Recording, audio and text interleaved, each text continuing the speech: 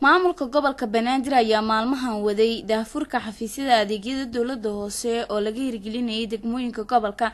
Maanta mas'uuliyiin ka socda maamulka gobolka Banaadir iyo kan Xamarweyne ayaa waxa ay dhagax dhigeen xafiiska adeegyada dawladda hoose ee degmada Xamarweyne. Gudoomiyaha degmadaasi ayaa maamulka gobolka uga mahadceliyay dadaalka ay la garab taagan yihiin maamulka degmada Xamarweyne. degmadeeda in loogu adeego arrinkaasna waxa aad iyo aad ugu shaqeeyay maamulka gobolka Banaadir oo u sareeyo gudoomiyaha gobolka Banaadir ahna duqa magaalada iyo ku xigeenadiisa oo ku bixiyay juhdi xoog badan in aysan bulshada dhibtoonin dhagax dhiga maanta la dhagax dhigay ee ujeedaan waxa waaye xafiiska adeega bulshada waa xafiiska adeega bulshada degmo kasto meeshii awal gobolka ka aadi jirtay waxay u fududeeyeen inay degmadooda ay wax looga dhax qabto.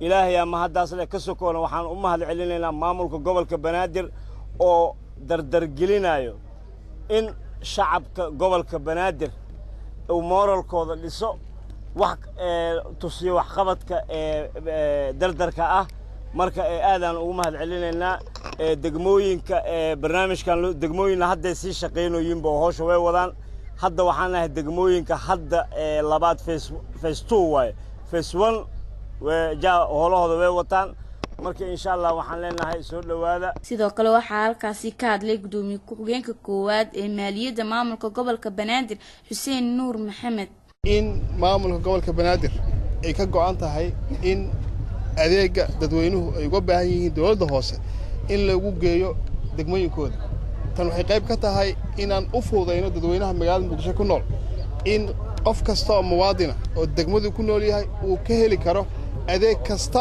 oo documentation uu uga baahdo dawladda hoose.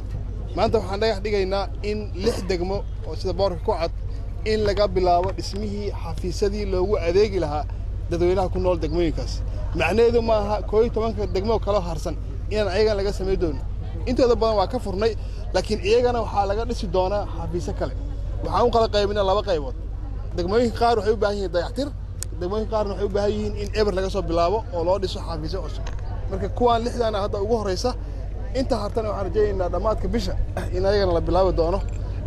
tan waxay marqaati ka tahay maamulka uu hogaaminayo Idriisow in ay ka go'an tahay runtii in nolosha dadka ku nool magaalada Muqdisho wax badan laga bedelo.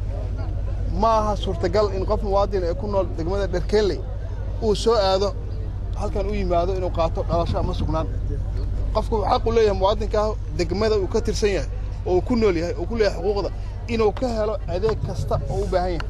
marka waxaan rajaynayaa insha Allah hadii la yiraahdo ma aha wax qabadkeena oo kaliya adeega iyo horumarinta Maryam Xuseen Jibriil SBS TV magaalada Muqdisho.